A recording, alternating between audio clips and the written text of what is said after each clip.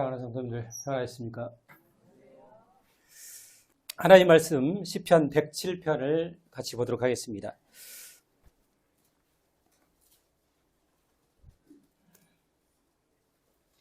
시편 107편입니다.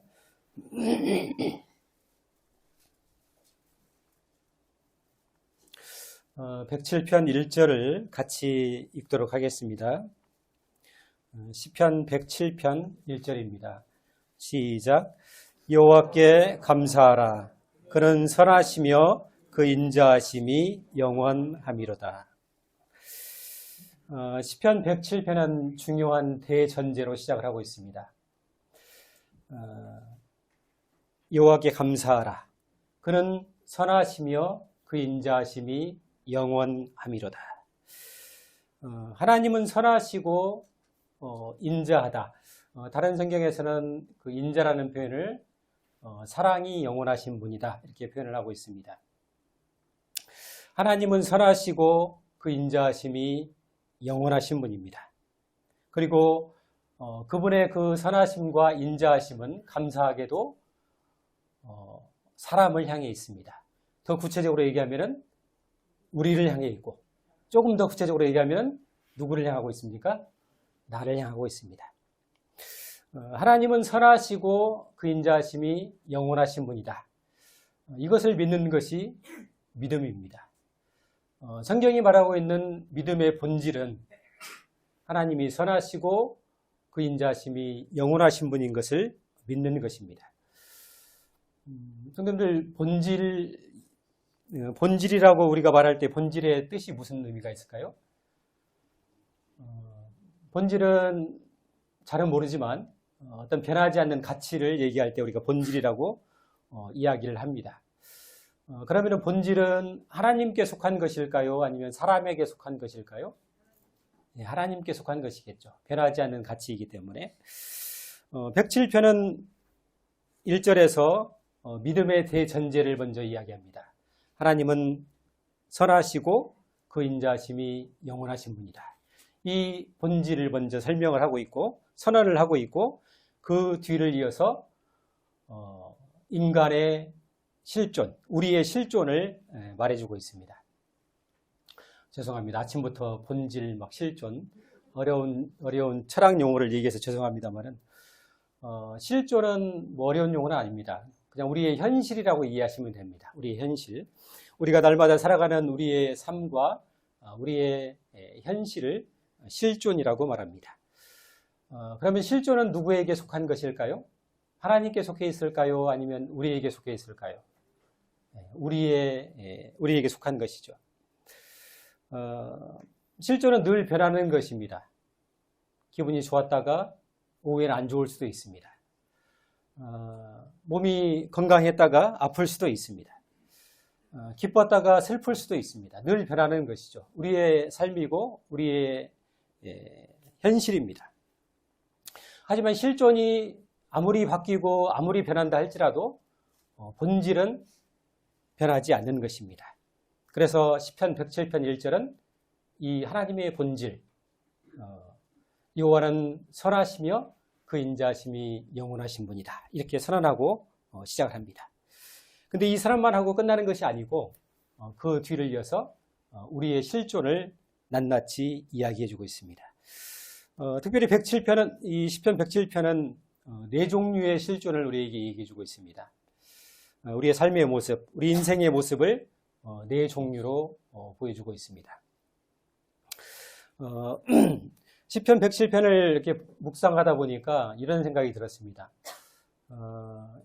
시편 107편은 마치 우리가 찬송가를 보면은 그 사절로 된 찬송가들이 많이 있죠. 사절로 잘 이렇게 꾸며진 찬송가처럼 마치 107편도 사절로 아주 예쁘게 꾸며진 찬송가 같다 이런 느낌을 받게 됩니다. 좀 귀찮더라도 107편을 약간 좀 정리를 하고 넘어가겠습니다. 4절을 한번 보시겠습니다. 4절. 107편은 우리 이야기, 우리 인생의 이야기를 찬송가처럼 그 네 가지를 얘기하고 있습니다. 4절로 얘기를 하고 있습니다. 먼저 4절에 보시면은 한 사람의 인생을 소개하고 있는데요. 그들이 광야 사막길에서 방황하며 거주할 성읍을 찾지 못하고 줄이고 목이 말라 그들의 영혼이 그들 안에서 피곤하였도다. 이렇게 얘기하고 있습니다. 자, 4절에다가 동그라미를 이렇게 치시면 좋을 것 같습니다. 자, 이거 이제 1절입니다. 그 찬송가 1절로 해당되는 부분입니다. 첫 번째 사람은 광야 사막길을 걷는 사람이라고 이렇게 이야기를 하고 있습니다. 자, 두 번째 인생의 모습은 10절에 나와 있습니다. 10절에 보시면은 사람이 흑암과 사망의 그늘에 앉으며 곤고와 쇠사슬에 매임은 하나님의 말씀을 거역하며 지존자의 뜻을 멸시함이라 해서 두 번째는 흑암과 사망의 그늘에 앉아있는 사람, 다시 말해서 이 사람은 감옥에 갇혀있는 사람, 포로된 사람을 이야기하고 있습니다. 자, 세 번째는 17절에 나와 있습니다. 17절과 18절입니다. 17절에는 미련한 자들은 그들의 죄악의 길을 따르고 그들의 악을 범하기 때문에 고난을 받아 그들은 그들의 모든 음식을 싫어하게 되어 사망의 문에 이르렀도다. 사망의 문에 이른 사람을 소개하고 있습니다. 그 앞에 보시면은 그들은 모든 음식물을 싫어하게 되었다 이렇게 표현하고 있어. 보통 어떤 사람들이 음식물을 싫어하게 됩니까? 네, 질병에 깊이 잡혀 있는 사람들. 병이 든 사람들의 첫 번째 특징은 음식을 먹지 않는 것이죠. 입맛이 없고 음식을 거부하는 것입니다. 여기 이 사람도 음식을 싫어하게 되어서 사망의 문에 이르렀다 이렇게 표현하고 있습니다. 이 사람은 질병에 고통 중에 있는 사람을 가리키고 있습니다. 그리고 마지막 네 번째는 23절에 나와 있습니다. 배들을 바다에 띄우며 큰 물에서 일을 하는 자는, 바다에서 항해하는 사람들을 가리키고 있습니다. 하나같이 인생의 어려움과 고통 가운데 있는 사람들을 우리에게 보여주고 있습니다. 이것이 우리 인생의 실존이고 우리의 삶입니다. 107편은, 시편 107편은 이 네 종류의 인생을 소개하면서 각각의 사람들을 이렇게 말하고 있습니다. 첫 번째, 광야 사막길을 걷는 사람은 줄이고 목이 말라 그들의 영혼이 그들 안에서 피곤하였도다 이렇게 소개하고 있습니다. 두 번째, 감옥에 갇힌 사람은 그들이 엎드러져도 돕는 자가 없다고 표현하고 있습니다. 엎드러진 인생이다. 세 번째, 질병의 고통 중에 있는 사람은 모든 음식물을 싫어하게 되어 사망의 문에 이른 사람이다. 그리고 바다를 항해하는 네 번째 사람은 그들이 하늘로 솟구쳤다가 깊은 곳으로 내려가지만은 그 위험 때문에 그들의 영혼이 녹아내리고 있다. 이렇게 표현하고 있습니다. 아무튼 제대로 된 인생이 없습니다. 피곤하고 엎드러졌고 사망의 문에 이르렀고 그의 영혼이 녹아내리는 이와 같은 인생을 살고 있다. 이렇게 표현하고 있습니다. 성도님들, 이 네 종류의 인생 중에서 두 종류는 하나님께서 말씀하시기를 두 종류의 인생을 사는 사람들은 그 사람들이 스스로 악을 선택했기 때문에 그와 같은 고난을 겪게 되었다고 얘기를 하고 있습니다. 두 번째, 이 감옥에 갇힌 사람과 질병의 고통에 사로잡힌 사람은 그들 스스로가 악을 선택했기 때문에 이 고통이 왔다고 이야기를 하고 있습니다. 이 사람들은 어떻게 했냐면 하나님 말씀을 거역했고 지존자의 뜻을 멸시했고 죄악의 길을 따름으로써 스스로의 이 고난을 자초했다고 얘기하고 있습니다. 그런데 첫 번째 사람, 이 광야 사막길을 걷고 네 번째 사람, 바다에서 항해하는 이 사람은 이유도 모릅니다. 이 고난이 왜 왔지? 이유도 모르면서 그 고난을 겪고 있다고 말하고 있습니다. 우리도 마찬가지죠. 우리가 인생을 살면서 때로는 우리가 겪는 이 고난의 이유와 목적을 알지 못하고 겪을 때가 많은 경우에 있는 것을 우리가 볼 수가 있습니다. 성도들, 인생이 피곤하고 엎드러져도 도울 자가 없고 또 사망의 문에 이르게 되고 그들의 영혼이 녹아나는 이 고통스러운 삶에서 우리는 무엇을 할 수 있을까요? 어떻게 해야 될까요? 술을 마시고 잊어버리고 잠을 잘까요? 어떻게 할까요? 107편은 그 해결책을 여기서 보여주고 있습니다. 우리 6절 말씀을 한번 보시겠습니다. 6절. 첫 번째, 광야에서 방황하는 사람입니다. 6절에 이 사람은 어떻게 했냐면은 6절을 보겠습니다. 이에 그들이 근심 중에 여호와께 부르짖으매 그들의 고통에서 건지시고 또 바른 길로 인도하사 거주할 성읍에 이르게 하셨도다. 13절입니다. 두 번째 사람, 감옥에 갇힌 사람은 어떻게 했을까요? 13절. 이에 그들이 그 환난 중에 여호와께 부르짖으매 그들의 고통에서 구원하셨다. 이렇게 얘기해요. 19절도 보시겠습니다. 질병의 고통에 사로잡힌 사람이죠. 19절. 이에 그들이 그들의 고통 때문에 여호와께 부르짖으매 그가 그들의 고통에서 그들을 구원하시되. 네 번째 사람도 보겠습니다. 28절입니다. 28절. 이에 그들이 그들의 고통 때문에 여호와께 부르짖으매 그가 그들의 고통에서 그들을 인도하여 내시고.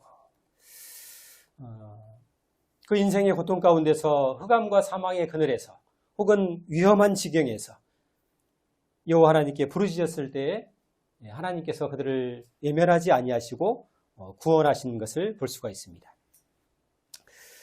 성도님들, 우리 찬송가를 보게 되면은 그 1절, 2절, 3절, 4절을 이렇게 부르고 마지막 부분에 계속 반복해서 부르는 그 노래가 있죠.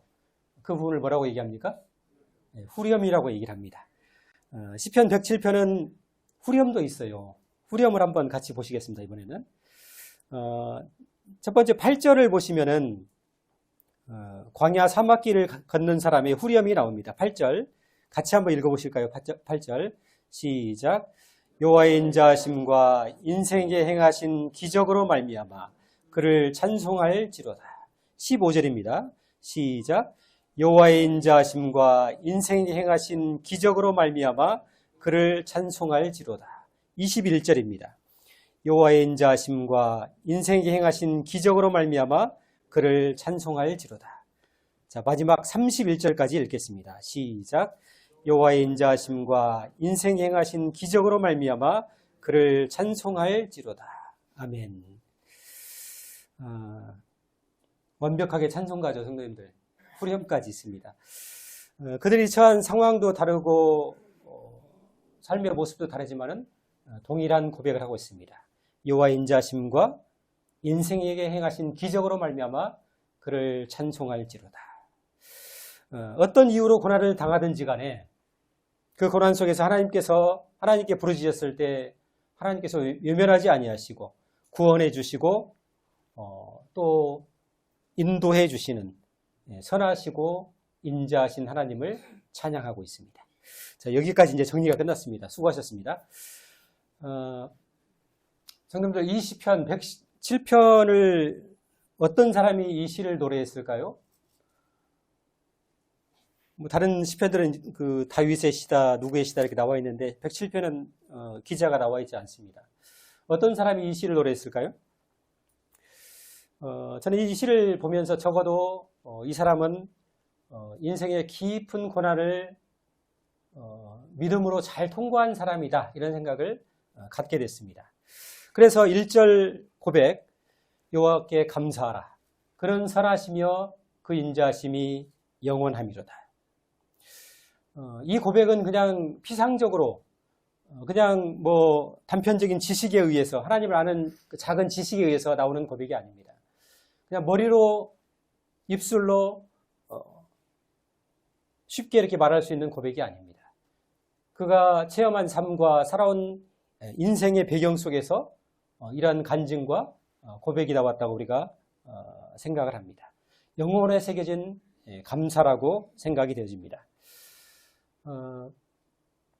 성도님들, 우리가 인생을 살면서 이 세상에 수많은 사람들이 살아갑니다만 하나님께 감사할 수 있는 사람들은 정해져 있습니다. 특정되어 있습니다. 감사는 성도들의 특권입니다. 감사는 아무나 드리는 것이 아니고 하나님이 누구이신가를 아는 사람들만이 드릴 수 있는 것입니다. 그래서 로마서 2장에서는 이렇게 얘기합니다. 거듭나지 아니한 사람들은 하나님께 감사치도 아니하고 하나님을 영화롭게도 하지 아니한다, 이렇게 말하고 있습니다. 감사는 하나님께서 성도들에게 주신 특권인 것을 우리가 볼 수가 있습니다. 자, 107편에 4절까지 아까 되어 있다고 그랬죠. 근데 오늘은 1절만 볼 겁니다. 그러면 우리 성도님들 이렇게 질문하시겠죠. 그럼 다음 시간에 2절, 3절, 4절을 할 거냐? 안 할 겁니다. 저는 길게 하는 걸 별로 안 좋아합니다. 그래서 어차피 1, 2, 3, 4절이 있지만은 그 삶의 모양과 형태가 다를 뿐이지 다 같은 내용입니다. 같은 고난과 같은 어려움 속에 살고 있는 것입니다. 색깔만 다를 뿐입니다. 그래서 오늘 1절을 이해하시면은 2절과 3절과 4절의 사람들도 다 이해할 수 있는 것입니다. 자, 107편 4절과 5절을 보시겠습니다. 4절을 같이 읽겠습니다. 시작. 그들이 광야 사막길에서 방황하며 거주할 성읍을 찾지 못하고 줄이고 목이 말라 그들의 영혼이 그들 안에서 피곤하였도다. 첫 번째 사람은 광야 사막길을 걷는 사람입니다. 선생님들 혹시 광야길을 걸어보신 적이 있나요? 대한민국은 안타깝게도 광야가 없습니다. 그래서 광야길을 이렇게 나오면은 우리가 이해는 합니다만 피부로 직접 와닿지는 않아요. 그 느낌이. 하지만 우리가 광야를 직접 걷고 있지는 않습니다만은 우리가 날마다 광야 같은 인생을 살고 있습니다. 그렇죠? 아닙니까? 광야는 사람이 사는 땅이 아닙니다. 물이 없고 먹을 것이 없습니다. 그래서 사실 광야의 문제는 마실 물, 가장 기본적인 것이죠. 먹을 음식, 인간의 가장 원초적인 문제에서 시작하는 것이 광야의 문제입니다. 성도님들, 이스라엘 백성이 애굽을 탈출합니다. 그죠? 애굽을 탈출하면서 이스라엘 백성들이 어떤 기대감을 안고 탈출했을까요? 영화 10개를 보시면은 그 영광의 탈출, 이 장엄하고 그 멋지고 통쾌한 탈출이 시작됩니다. 백성들이 이 애굽을 탈출하면서 수많은 사람들이 얼굴에 희색이 만연하고 입술에 찬송이 있었고 감사가 넘쳤습니다. 그러면서 그 애굽을 탈출했습니다. 그들 마음가운데 어떤 기대가 있었을까요? 야, 이제 내가 이 종되었던 애굽을 탈출하는데 여호와 하나님께서 이 애굽의 10가지 재앙을 기가 막힌 재앙을 내리시고 심지어는 바다를 가르신 기적을 보이시면서 우리를 구원하셨다. 이제 우리는 하나님께서 아브라함에게 약속하신 그 땅, 약속의 땅, 축복의 땅을 갈 것이다. 그리고 그 땅에서 우리가 하나님의 백성으로서 걱정도 근심도 염려도 없이 축복의 삶을 살게 될 것이다. 이런 기대를 안고 떠났을 것입니다. 그런데 그들이 홍해를 지나고 나서 마주한 현실은 무엇이었습니까? 물이 없고 먹을 것이 없는 광야 한복판이었습니다. 애굽에 있을 때는 그래도 최소한 먹을 것과 마실 물은 있었어요. 근데 하나님께서 우리를 구원해서 탈출시킨 그 광야는 애굽보다 못한 현실이었습니다. 성도님들 그런 기대감과 소망과 찬송과 기쁨을 안고 애굽을 탈출했는데 광야 한복판에 그들이 떨어졌을 때 이스라엘 백성들이 어떻게 했을까요? 한편으로는 이스라엘 백성들이 이해가 됩니다. 그죠? 불평과 원망을 터져나왔습니다. 터져나왔어요. 먹을 것과 입을 것이 없다. 먹을 것과 마실 물이 없다. 이 현실의 문제가 영적인 어려움으로 연결이 되었습니다.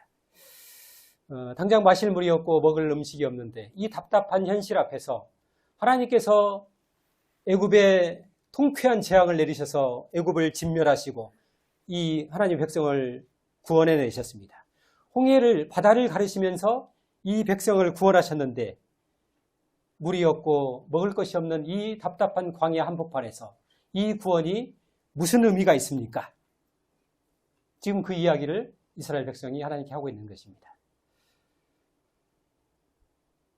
이스라엘 백성의 이 고백은 어느 시대나 하나님의 백성들이 안고 있는 고민이기도 합니다. 성도님들, 이스라엘 백성의 고민과 오늘 이 광야 같은 삶을 살고 있는 우리의 고민이 다를까요?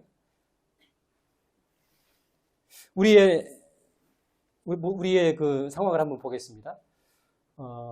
하나님의 아들 되신 예수 그리스도께서 우리를 사랑하셨습니다. 그리고 그분이 친히 육체를 입고 이 땅에 오셨습니다. 그리고 우리 죄를 위해서 십자가의 고난을 당하시고 우리를 죄와 사망으로부터 구원하셨습니다. 그리고 우리를 장차 영원한 나라, 주님의 나라를 우리를 인도하실 것입니다. 감사한 일이죠.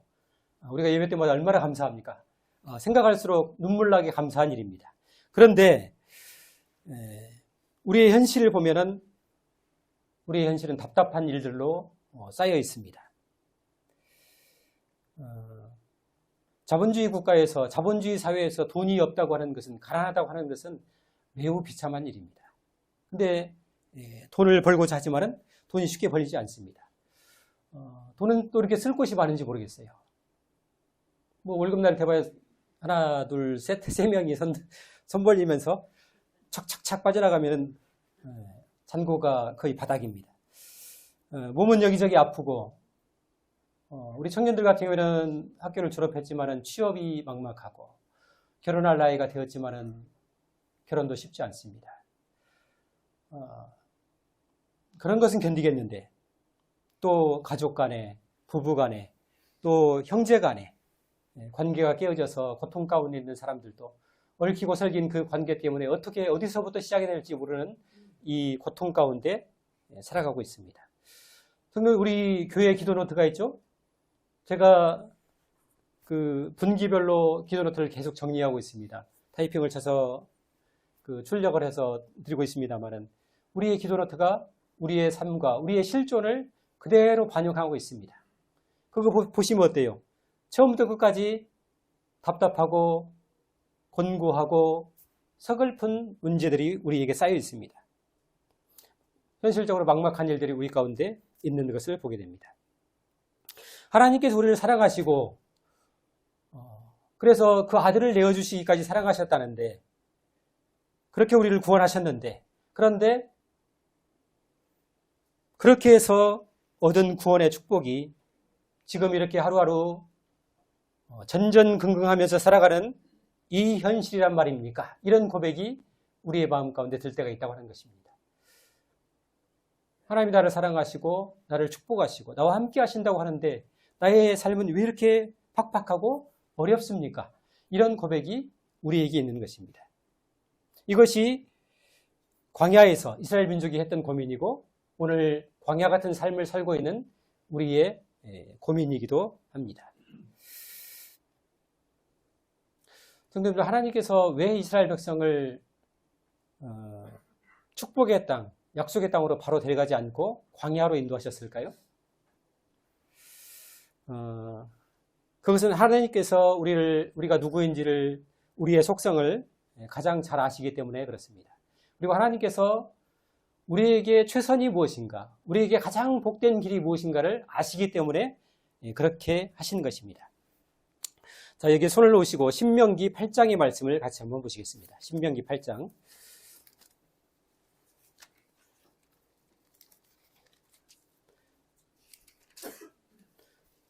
신명기 8장 구약 275페이지입니다.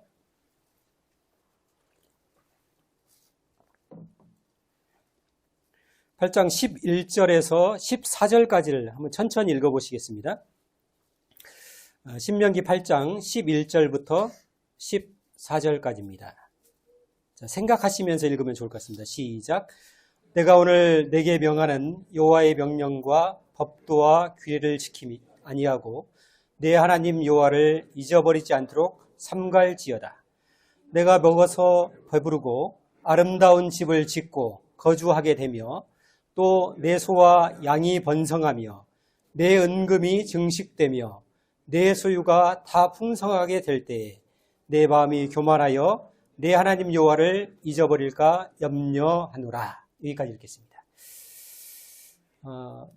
성도님들, 이스라엘 백성들이 애굽을 탈출하면서 이스라엘 민족의 그 사람들의 마음속에 기대와 바람이 있었습니다. 그게 무엇이었을까요? 여기에 다 나와 있습니다. 첫 번째, 먹어서 배부르고. 애굽에서 종으로 살 때, 종으로 사는데 등 따시고 배부르게 살 수 없는 삶이죠. 그래서 하나님의 땅에 가면은 하나님의 백성으로서 배부를 수 있겠다. 이런 기대를 안고 갈았습니다. 아름다운 집을 짓고 소와 양이 번성하며 은금이 증식되고 소유가 풍부해지는 것. 이것이 이스라엘 백성이 꿈꾸었던 하나님의 나라, 약속의 땅의 소망이었습니다. 성도들, 우리가 구원받은 하나님의 백성으로서 이 이스라엘 백성과 우리의 기대가 다를까요? 우리의 바람이 다를까요? 예수 믿으면은 부자 되고 건강해지고 자식들 공부 잘하고 취직 탁탁 잘 되고 결혼 제때제때하고 만사가 형통할 것이다. 이런 바람과 기대가 우리도 동일하게 있습니다. 그런데 하나님께서는 오히려 이런 기대와 바람과 정반대의 길로 광야로 이스라엘 민족을 인도하십니다. 젖과 꿀이 흐르는 축복의 땅이 아니고 광야로 인도를 하십니다. 왜 그랬을까요? 14절에서 그것을 얘기하고 있죠. 이렇게 될 때에는 내 마음이 교만하며 내 하나님 여호와를 잊어버릴까 염려하노라. 내 소유가 풍부하게 되었을 때 내 마음이 교만해져서 내 하나님을 잊어버리고 떠나게 될 것이다. 하나님께서 이것을 알고 계신 것입니다. 그러면 우리는 이렇게 얘기하죠. 아니 주님 한번 맡겨놔 보시지. 맡겨주시지도 않고 아예 안 주시면 어떻게 합니까? 제가 절대 주님을 떠나지 않고 주님을 배반하지 않을 것입니다. 맡겨주세요. 돈도 맡겨주시고 재물도 맡겨주시고 은금을 맡겨주십시오. 이렇게 우리가 기대를 하죠. 로또를 사보신 적 있나요? 주여, 제가 주님 합격이 아니고 뭡니까? 당첨되게 하시면 제가 그 소득의 3분의 1은 주님께 드리겠습니다. 주님이 응답하지 않습니다. 절대. 왜냐하면 우리의 속성과 우리의 됨됨이를 주님이 가장 잘 아십니다.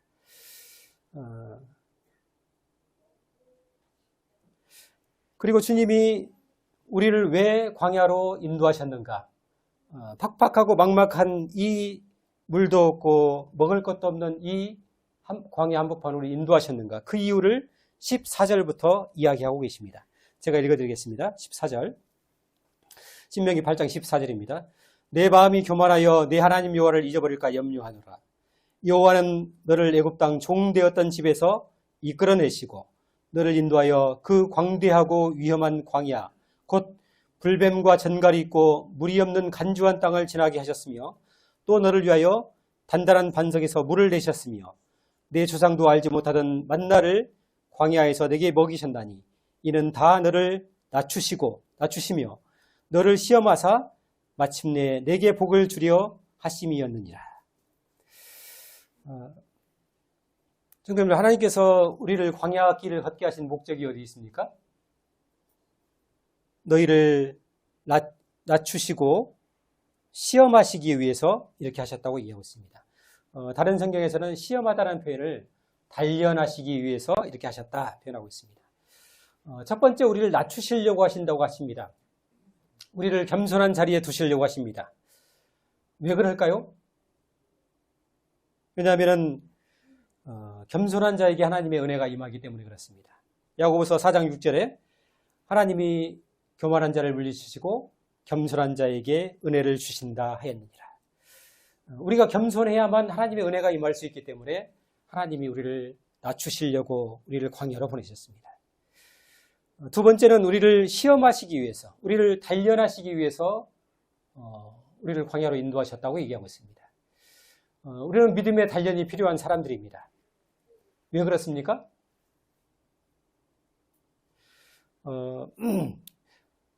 그 금을 채굴하는 사람들이, 금광업자들이 광산에서 금을 채굴하면은 바로 캔 이 금을 금이라고 말하지 않습니다. 이 금을 어떻게 해야 됩니까? 이 금은 수많은 불순물에 쌓여 있어요. 그래서 이것을 그 불에 넣어가지고 녹여서 여러 차례의 정제 과정을 거쳐서 99%의 순도가 되었을 때 그때 비로소 거기에 마크를 새깁니다. 이것이 진짜 금이다. 24K. 딱 찍는 거죠. 그때 비로소 금이라고 말하는 것입니다. 우리를 단련하신다. 이 단련이라는 것은 쇠불릴 연자, 쇠를 불에다 녹이는 그 과정입니다. 우리를 단련하시고 시험하셔서 우리의 믿음이 깨끗하고 순결한 믿음이 되는 사람이 되도록 하나님이 우리를 시험하시고 단련하신다고 이야기하고 있습니다. 그리고 결론적으로 이렇게 이야기하시죠. 마침내 너희를 낮추시며 시험하사 마침내 내게 복을 주려 하심이었느니라. 하나님께서 광야를 걷게 하신 최종 목적은 뭐냐면은 마침내 우리에게 복을 주시기 위해서, 하나님께서 가지고 계신 그 축복과 은혜를 모조리 우리에게 쏟아붓기 위해서, 축복하시기 위해서 이 광야로 우리를 인도하셨다고 이야기하고 있습니다. 학개서 2장에는 이런 말씀이 있습니다. 하나님께서 학개에게 이런 말씀을 하십니다. 은도 내 것이고 금도 내 것이니라. 하나님께 은과 금이 다 있습니다. 하나님께서 이것을 얼마든지 우리에게 주실 수 있습니다. 하지만 지금은 아닙니다. 은과 금보다 더 중요한 것이 있다고 얘기하십니다. 그것은 뭐냐면 우리가 겸손해지고 우리의 믿음이 깨끗하고 순결해져서 하나님의 자녀답고 하나님의 백성다운 사람들로 다시 태어나는 것이 먼저라고 주님께서 말씀하시는 것입니다.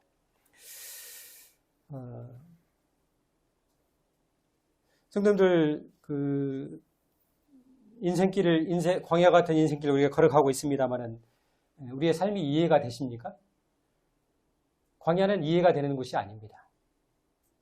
그냥 하나님께서 가라고 하셨기 때문에 잘 모르지만은 묵묵히 가는 것이 광야의 길입니다. 답답하지만 하나님께서 하나님의 선하심과 인자하심을 믿음으로 믿고서 그냥 걸어가는 길이 광야입니다. 다 이해되고 납득되고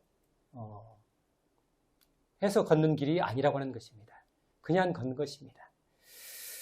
힘이 들지만은 광야 길을 걷고 나면은 그 사람의 말이 달라지고 생각이 달라지고 관점이 달라집니다. 얼마 전에 제가 기독교 방송을 이렇게 보는데 유대 광야를 이렇게 체험하는 프로그램이 있었습니다. 그래서 버스를 타고 왔던 팀들 중에 두 팀으로 나눠가지고 가위바위보 해가지고 이긴 팀은 에어컨이 시원하게 나오는 버스를 타고 목적지에 당도하고 진 팀은 광야길을 걷습니다. 근데 광야를 일주일 혹은 3, 4일 걷는 것이 아니고 그냥 불과 몇 시간 걷는 겁니다. 이긴 사람은 표제를 불렀고 버스에 탔습니다. 에어컨이 시원하게 나오고. 그 사람들이 일찍 당도해서 목적지에 당도해서 아름다운 카페에서 시원한 에어컨 밑에서 차를 마시고 있었습니다. 그리고 진 팀은 물 한 병을 주고 광야길을 걷는 것입니다. 몇 시간을 걷습니다. 광야길을 다 걷고 나서 몇 시간을 걷고 나서 인터뷰를 했습니다. 광야를 걸으면서 무슨 생각을 하셨습니까? 이렇게 얘기했습니다. 광야를 걷는 동안 시원한 바람 한 점이 그토록 감사하고 작은 그늘 하나가 그토록 감사했다.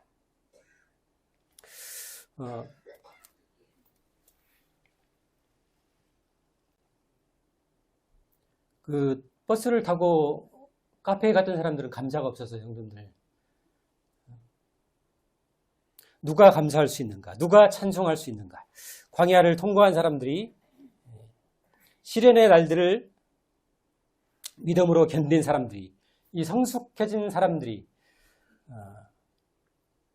믿음 안에서 겸손해지고 단련된 사람들이, 깨끗해지고 순결해진 그 사람들이 감사할 수 있고 찬송할 수 있는 것입니다. 성도님들, 우리의 광야는 어디일까요?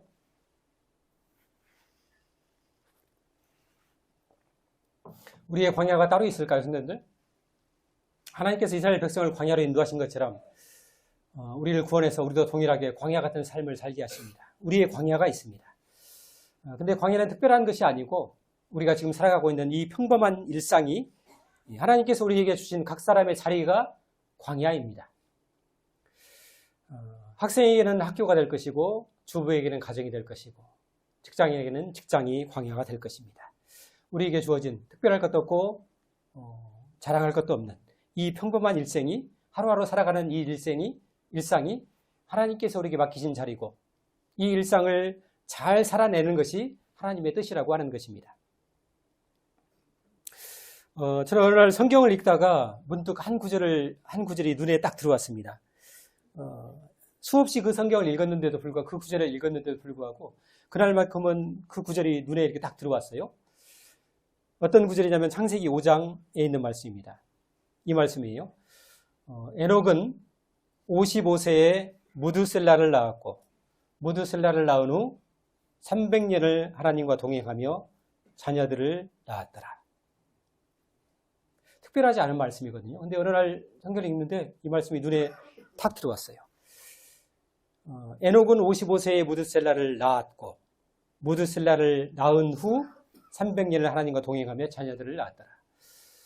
무드셀라가 하나님과 동행하기 시작한 그 시점이 언제입니까? 언제부터 그가 하나님과 동행이 시작됐습니까?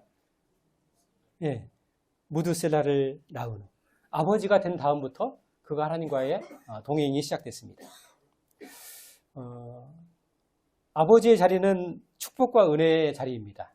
그러면서 동시에 고난의 자리이기도 합니다.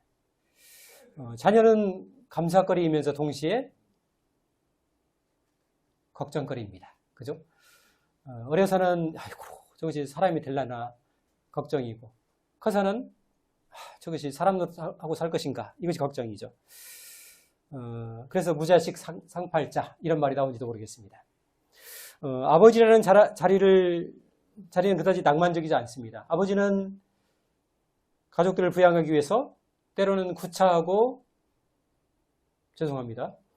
치사한 돈을 벌어야 할 때도 있습니다. 에녹이 아버지가 된 다음에 아버지의 자리를 경험하면서 하나님의 그 깊은 마음, 아버지 하나님의 마음을 이해하게 됐는지 모르겠습니다. 그러면서 그가 비로소 아버지가 되었을 때 그가 하나님과의 동행이 시작되었는지 모르겠습니다. 하나님께서 우리 각 사람에게 맡겨주신 삶의 자리가 있습니다. 평범한 자리입니다. 근데 그 자리가 광야이고 우리의 훈련장이고 우리가 성숙할 수 있는 자리가 될 수 있다고 하는 것입니다.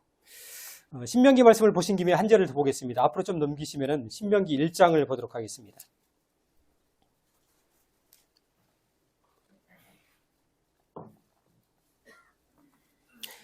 신명기 1장 31절 말씀을 같이 보겠습니다.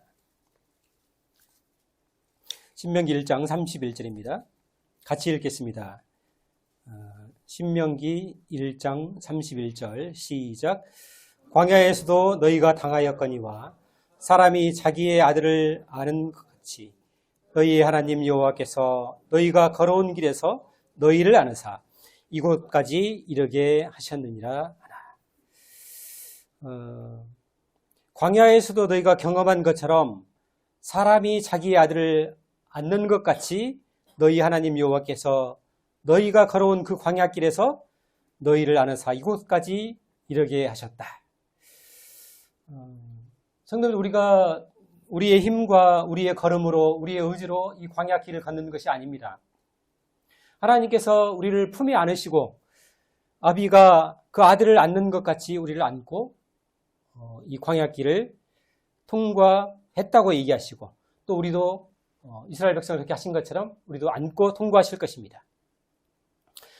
혹시 내가 믿음의 길을 지금 걸어가고 있는데 오늘까지 여기까지 어찌어찌 해서 그럭저럭이라도 잘은 못했지만 그럭저럭이라도 해서 오늘 여기까지 내가 믿음의 길을 걸어왔다고 한다면은 그것은 내가 잘하고 내 믿음이 훌륭해서가 아니라 전적인 주님의 은혜인 것을 우리가 고백해야 할 것입니다.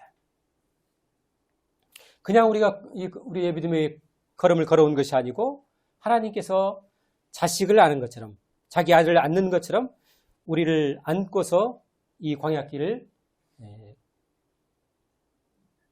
걸으셨다고 이렇게 말씀하고 계십니다.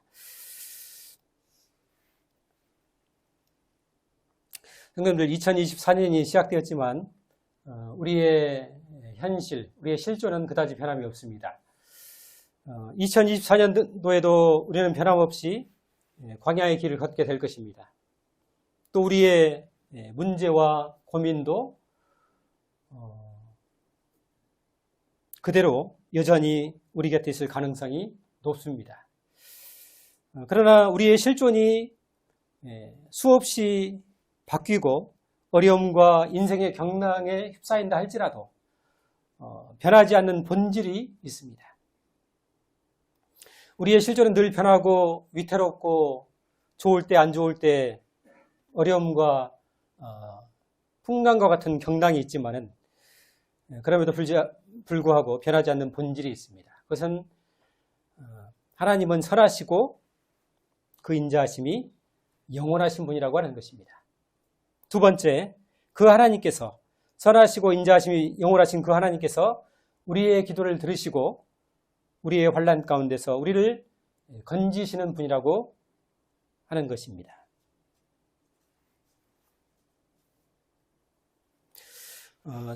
성경에서 이 광야 이야기를 기록한 책이 출애굽기와 민수기입니다. 사실 이스라엘 백성이 광야를 통과했다, 40년 동안 광야를 통과했다, 이것 자체가 기적이고 은혜입니다. 하나님께서 광야 40년 동안 아침마다 신실하게 만나를 내려주셨습니다. 반석을 쪼개서 물을 주셨고 낮에는 더울까봐 구름기둥을 보내셨고 밤에는 추울까봐 불기둥으로 그의 백성을 인도하시고 보호하셨습니다. 하지만 이스라엘 백성들은 그 광야길을 불평과 원망으로 반응했습니다. 광야 이야기를 기록한 이 출애굽기와 민수기 어디에도 감사라는 단어가 한 번도 등장하지 않습니다. 그리고 출애굽기와 민수기에는 찬양이라는 단어, 이 광야와 관련해서 출애굽을 할 때는 찬양이 나옵니다만은 이 광야길을 들어섰을 때부터는 광야에 관련된 얘기에서는 삶 가운데는 찬양이라는 단어가 한 번도 등장하지 않습니다. 40년을 살았는데 그 40년 기록에 감사, 찬송, 이 기록이 한 번도 나오고 있지 않습니다.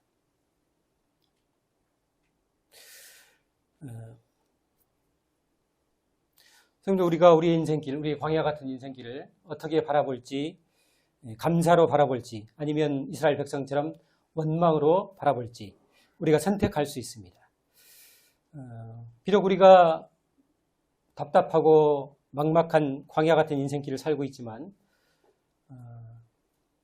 이스라엘 백성처럼 똑같이 원망과 불평으로 우리의 삶을 살 것인지 아니면 주님 비록 제가 어렵고 막막하지만 주님이 선하시고 인자하신 분인 것을 믿습니다. 제가 믿음으로 이 길을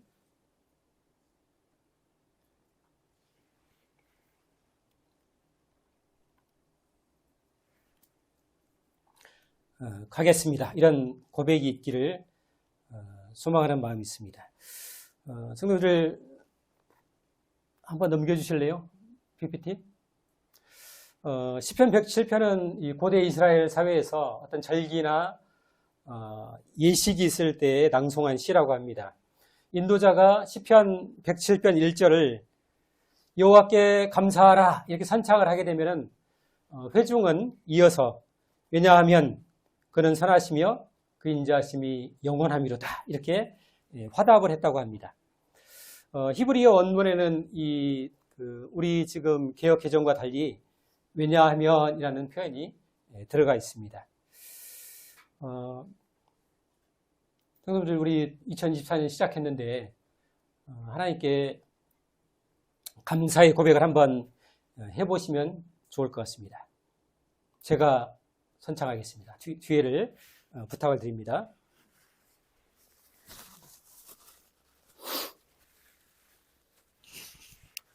자, 준비되셨습니까? 준비됐습니다. 저도. 자, 해보겠습니다. 여호와께 감사하라. 그 인자하심이 영원합니다. 여호와께 감사하라. 그는 선하시며 그 인자하심이 영원합니다. 이것을 믿는 것이 믿음입니다. 이것이 우리 믿음의 본질입니다. 아무리 바뀌고 달라져도 우리 하나님은 선하시고 그 인자하심이 영원하신 분입니다. 그분께 우리가 감사와 찬송을 드리는 것이 합당하다고 생각이 되었습니다. 여기까지 말씀을 정리하겠습니다.